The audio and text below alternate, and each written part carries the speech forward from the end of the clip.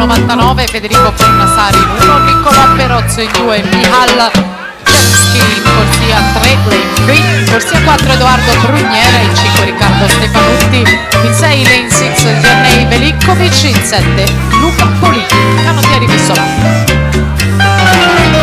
Zeno Tecchiolli intanto 1-0-2 e 52 di passaggio a metà gara.